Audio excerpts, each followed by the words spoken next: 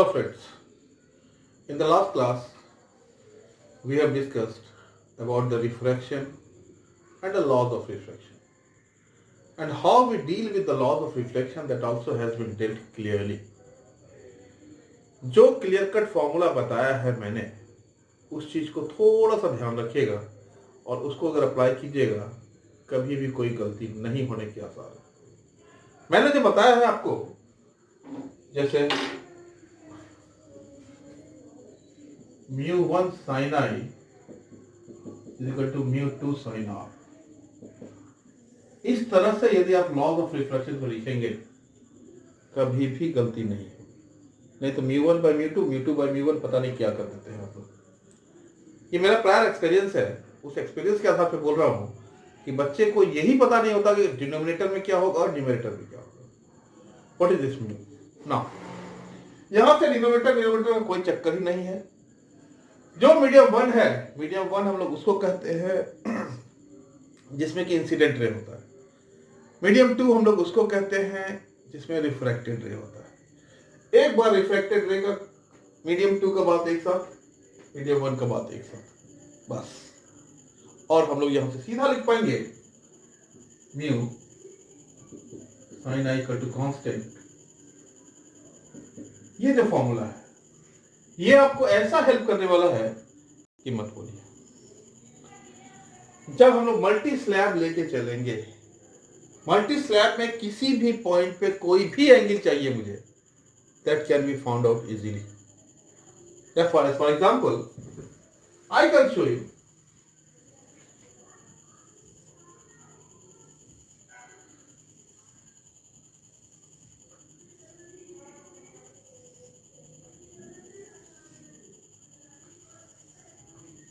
ये इसका refractive index mu1 है,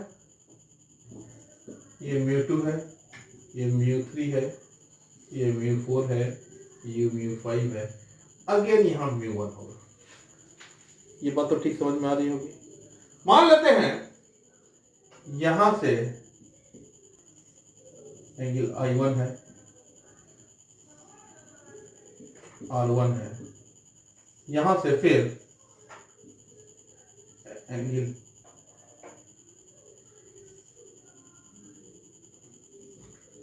I2 हो गया, I2 I3, यहां से मान लीजिए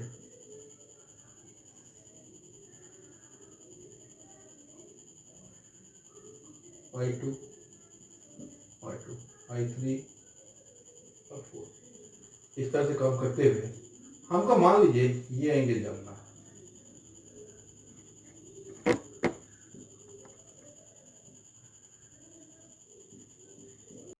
व्हाट इज दिस R5?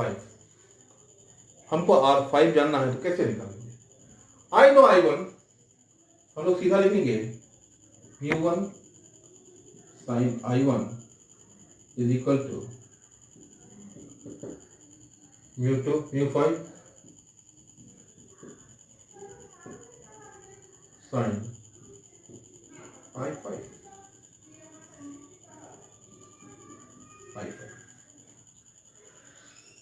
केवल हमको फिफ्थ मीडियम से काम है, फर्स्ट मीडियम से काम है, बाकी मीडियम से कोई काम नहीं है। हमको I5 चाहिए तो mu1 by mu5 sin I1 sin I5 sin inverse mu1 by mu5 sin I1। Clear cut, कोई दिक्कत नहीं।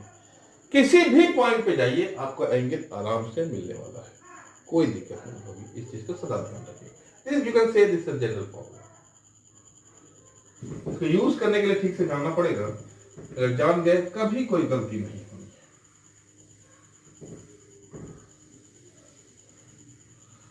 ना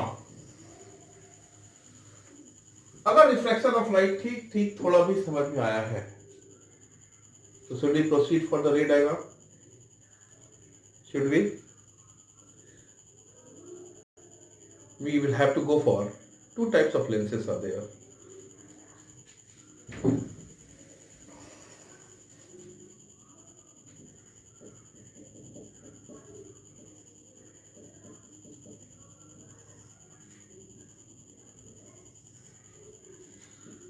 One is called convex lens.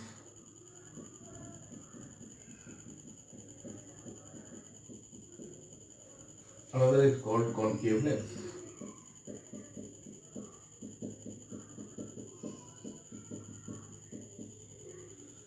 Convex lens is also called converging lens.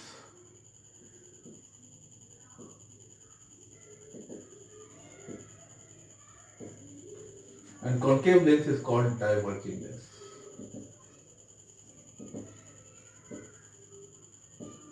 Converging और डाइवर्जिंग हम लोग कर चुके हैं जब मिरर कर रहे थे.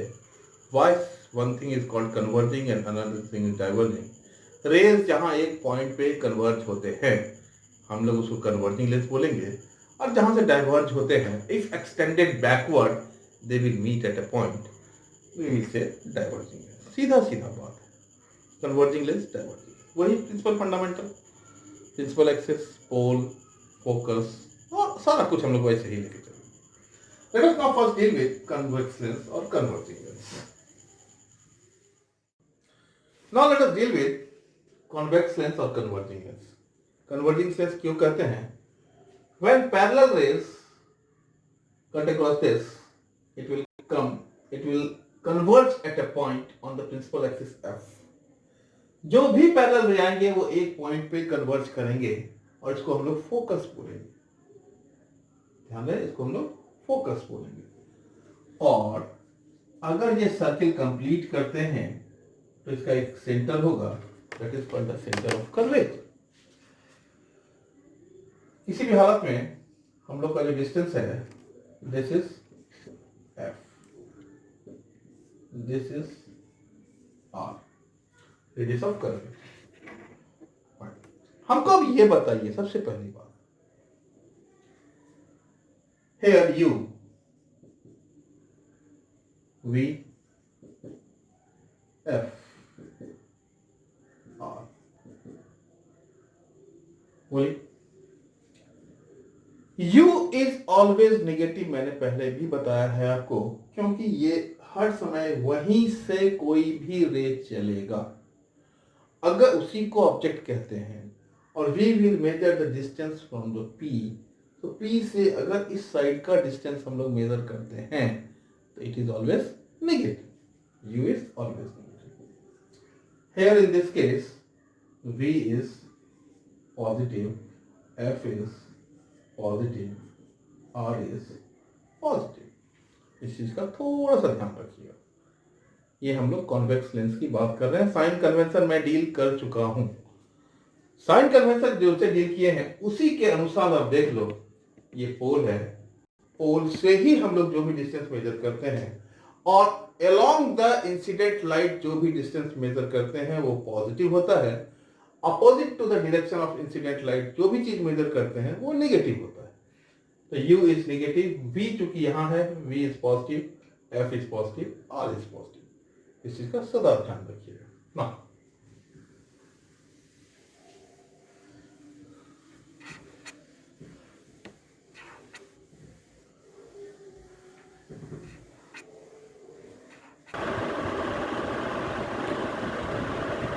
Let us start the image formation, that is the ray diagram for the convex lens. If the object is placed at the different positions before the convex lens, where will the image will form? What is the nature of the image? What is the magnification of the image? Everything we are required to learn in this topic. पहले case में हम लोग object को infinity place कर रहे हैं. Image F पे बनना चाहिए at this should be the case. Let us see. Object जब इंफिनिटी पे है तो पैरेलल रे तो आएगा, और पैरेलल रे जब आएगा इट विल कट एट.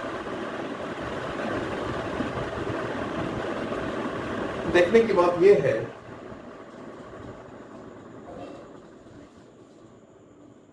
यदि रेज रियली कट कर रहे हैं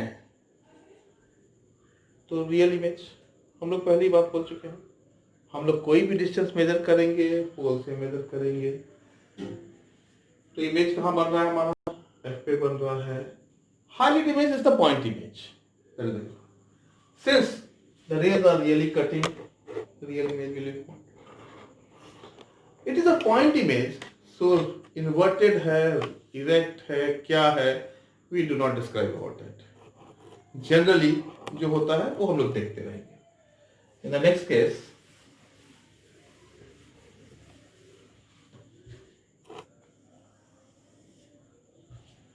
second,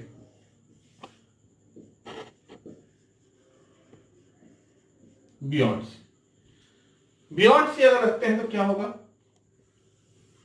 ये हमारा कॉन्वेक्स मिरर या कॉन्वेक्स लेंस, ये पोल, ये एफ, ये C, and this is the object.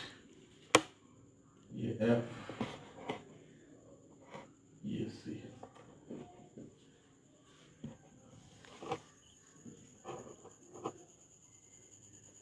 We'll cross through this. Another day,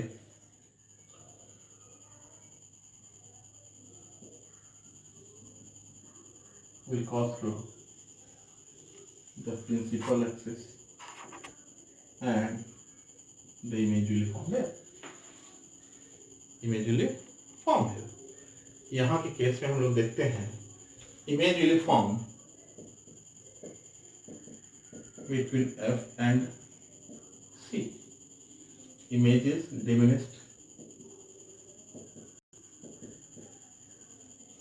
real, and inverted.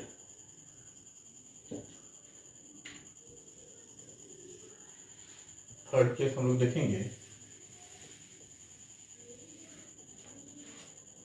Third case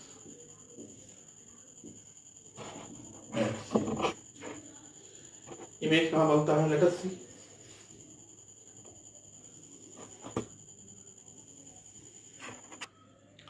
When the object is placed at C, C का मतलब है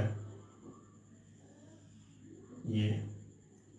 हम लोग के पास एक ट्रिक है, आप यही जान लो, हम लोग पहले से जानते हैं और बनता है height of the image is equal to the height of the object. It will be inverted only because the real image is there. So पहले ही यहां पर बना लीजिए आप और अकॉर्डिंगली आप इसको मैच कीजिए. You can see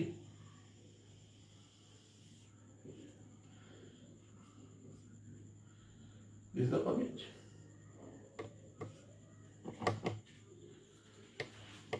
हम लोग करेंगे at C, same in size,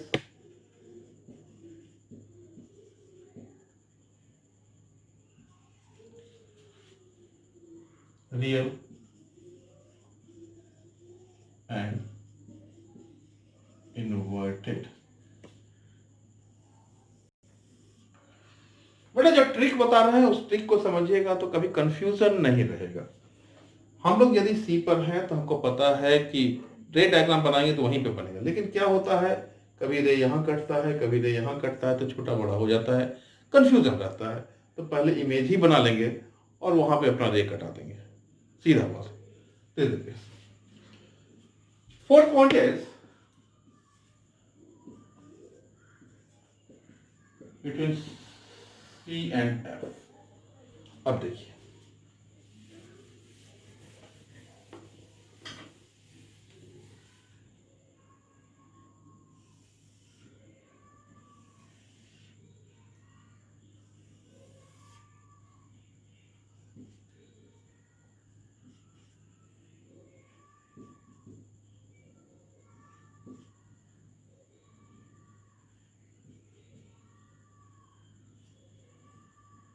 यहां पे यदि ऑब्जेक्ट रखते हैं तो कहां पे बनना चाहिए,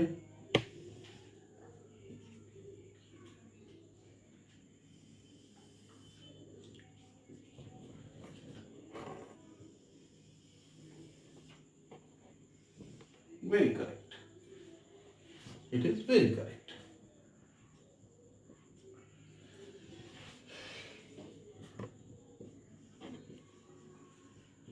बियॉन्ड सी मैग्नीफाइड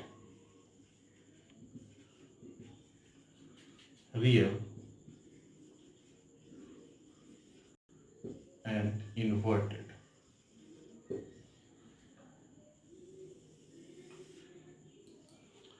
देखने की जरूरत है आपको। ये देखो रेसिप्रोकेट करना स्टार्ट कर दिया है। जब हम लोग बियॉन्ड सी रखे थे तो बिटवीन सी एफ एंड सी रखा था। जब हम लोग सी एल एफ के बीच में रखे हैं तो बियॉन्ड सी बना है। यहाँ डिमिनिश्ड बना है या मैग्नीफाइड बना है, सेम चीज है, रेसिप्रोकेट हो रहा है। फिफ्थ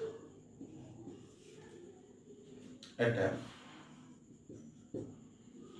अब एट एफ रखेंगे तो रेसिप्रोकेट करेगा। तो आप ही बताओ कहां बनना चाहिए इमेज। जब हम लोग इंफिनिटी पे रखे थे तो एट एफ बना था। जब एट एफ रखेंगे तो it should be at infinity. अगर ये इंफिनिटी पे बनना चाहिए तो कैसे बनेगा देख लेते हैं।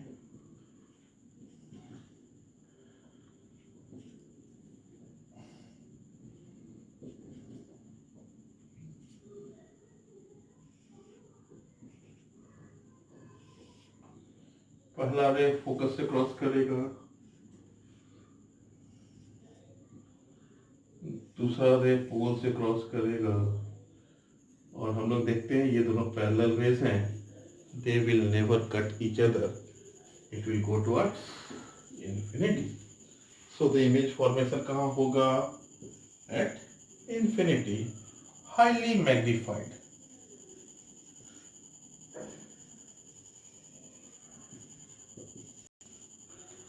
Real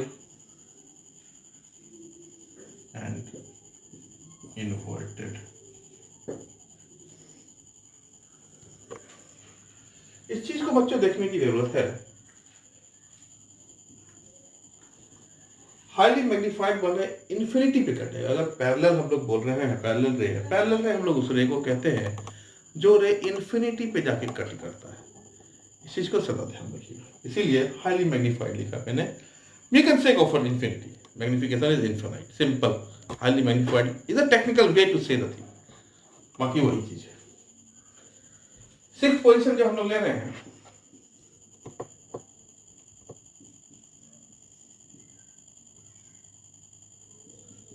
F and P। अगर F and P बनता है तो क्या होगा?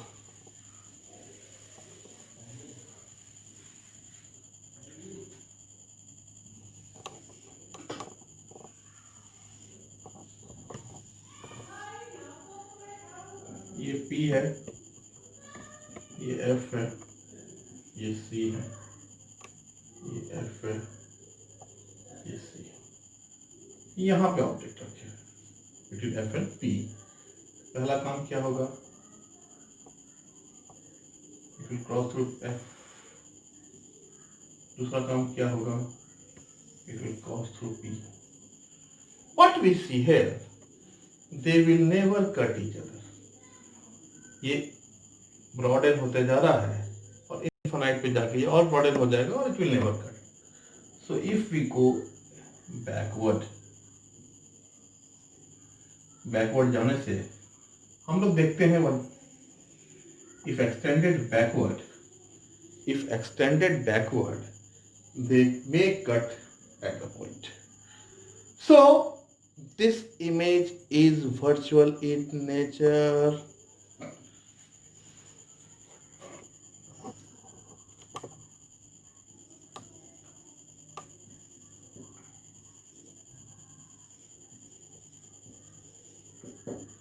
Magnified,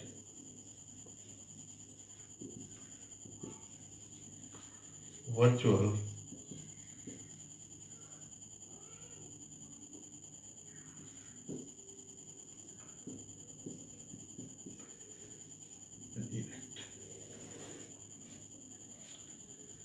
ये सारी छोटी छोटी बातें हैं। इन छोटी छोटी बातों को आपको ध्यान में रखने से आपका बहुत बड़ा बड़ा काम हो जाएगा। यहाँ तक कोई दिक्कत नहीं होनी चाहिए। Ray diagram is very crucial and very important. हर समय इस चीज़ का ध्यान रखिए। रे डायग्राम बहुत इंपॉर्टेंट चीज़ है और रे डायग्राम अगर आप सीख गए, कोई भी गलती कहीं नहीं होनी है। छोटी छोटी बातें। Now let us go for concave lens. Let us now understand the रे diagram of concave lens. Concave lens में रे डायग्राम कैसे बनता है और इमेज फॉर्मेशन कैसे होता है, let us C.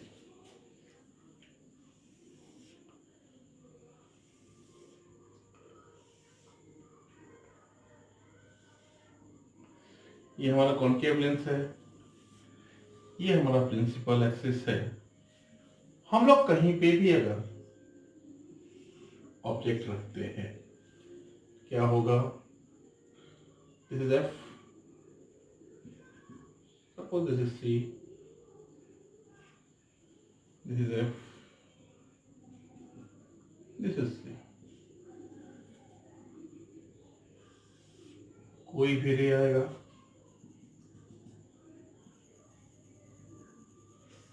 it will move in this direction, ठीक है। if extended backward it will go like this। दूसरा जो आएगा इस सेंटर ऑफ कर्वेचर से क्रॉस, एक पोल से क्रॉस करेगा, पोल से ये सीधा निकलेगा, और जैसे ही सीधा निकलेगा it will eventually form here। so wheresoever the object is placed, image is formed on the side of the object। it is virtual, erect and diminished। एकदम छोटी छोटी बातें हैं, इस चीज को एकदम दिमाग में बिठा लीजिए। so we can write here wheresoever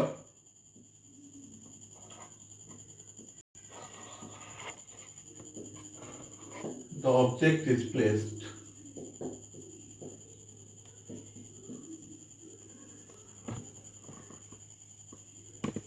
before a concave lens,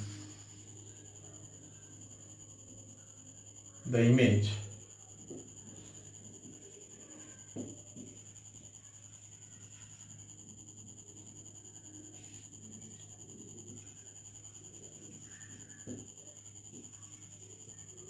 is formed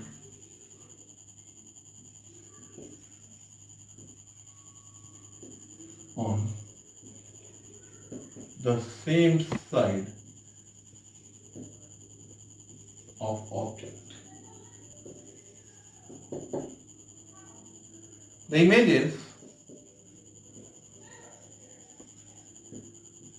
virtual, erect and diminished।